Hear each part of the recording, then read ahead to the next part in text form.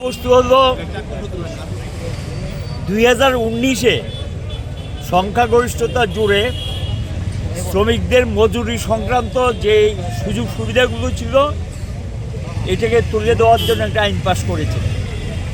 2020 সালে গিয়ে সেখানে ইন্ডাস্ট্রিয়াল ডিসপিউট অ্যাক্ট, সামাজিক নিরাপত্তা, এই জাতীয় 29টা শ্রম আইনকে সমাধি দিয়ে দিয়েছেন, অর্থাৎ তামাদি শেষ করে দিয়ে 4টা কোর্টের মধ্যে একটা কোর্ট 19-এ পাশ করিয়েছেন, বাকি 3টা কোর্ট 2020 সালে পাশ করিয়েছেন। তীব্র শ্রমিক আন্দোলন সারা দেশে ছড়িয়ে পড়ে শেষ পর্যন্ত বাধ্য হয়ে তারা এটা কার্যকরী করা থেকে বিরত থাকে। এখন লক্ষ্য করা গেছে 21 তারিখ এটাকে কার্যকরী করার জন্য, নভেম্বরে 21 তারিখে এটাকে কার্যকরী করার লক্ষ্যে একটা খসড়া বিজ্ঞপ্তি জারি করেছেন। সারা দেশেই আমরা বিক্ষোভে নেমেছি, বিক্ষোভে ফেটে পড়েছে গোটা দেশ, ধর্না ঘেরাও সারা দেশে ছড়িয়ে পড়েছে আন্দোলন, যেটা আমরা কার্যকরী করতে দেব না। এটা মূলত এটা হলো গিয়ে শ্রমিকদেরকে মালিকদের দাস একটা সরকার বসে আছে দিল্লিতে এবং রাজ্যগুলিতে বিজেপি সরকার, এবং এরা মালিকদের সেবাদাস হিসেবে কাজ করছে। সেবাদাস তার প্রভুদেরকে সেবা করার জন্য 50 কোটি শ্রমিকের ভবিষ্যৎ, তার সামাজিক নিরাপত্তা, তার বেতনের নিরাপত্তা, তার কাজের নিরাপত্তা, তার ধর্মঘট করার অধিকার, প্রতিবাদের অধিকার, সংগঠিত হওয়ার অধিকার মানে ইউনিয়ন করার অধিকার, সব কিছুকে ধ্বংস করে দিয়েছেন। এগুলো ব্রিটিশ শাসিত ভারতবর্ষ থেকে লড়াইয়ের মধ্য দিয়ে অধিকার আদায় হয়েছে এবং সেই অধিকারগুলো এখন মালিকদের হাতে তুলে দিয়েছেন।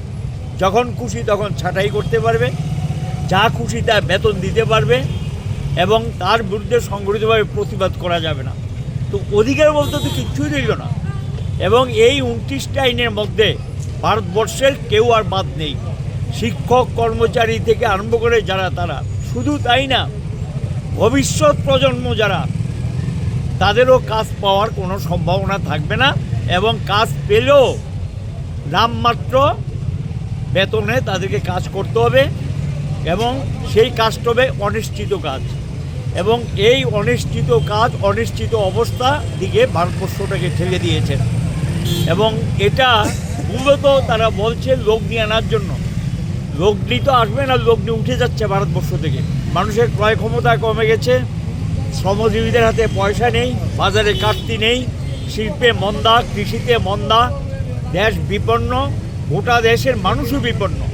কাজেই শ্রমজীবী হিসেবে আমরা দায়িত্ব নিয়েছি এই দেশকে রক্ষা করার, মানুষকে রক্ষা করার, লড়াইতে নামার জন্যই আমরা দানবীয়, এটার নাম দিয়েছি আমরা দানবীয় শ্রমকোট।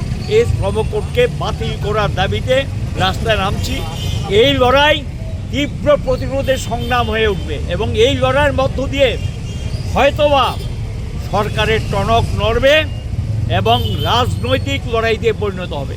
লড়াইটা ছিল আর্থিক, যদি সরকার এটাকে বন্ধ না করে এই লড়াই আমাদের স্লোগান তুলতে হবে, এই সরকারকে চলতে দেওয়া যায় না।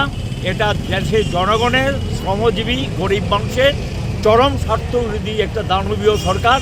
এটার বিরুদ্ধে মানুষকে নিয়ে আমরা রাস্তায় ঢুকব এবং লড়াইটা ছিল আন্দোলনের, ভবিষ্যতে আন্দোলন হবে প্রতিরোধের সংগ্রাম।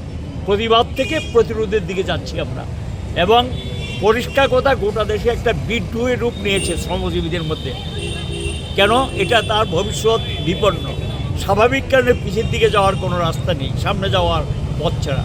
কাজেই তাদের নিজেদেরকে রক্ষা করার জন্য এই লড়াইতে নেমেছি। আজকে এটা প্রাথমিক পর্যায়ে আমরা শুরুয়াত করলাম এবং এই লড়াই চলবে এবং 10টা ট্রেড ইউনিয়ন দিল্লিতে বসেছে, আরও আলোচনা চলছে সংযুক্ত কিষাণ মোর্চার সঙ্গে।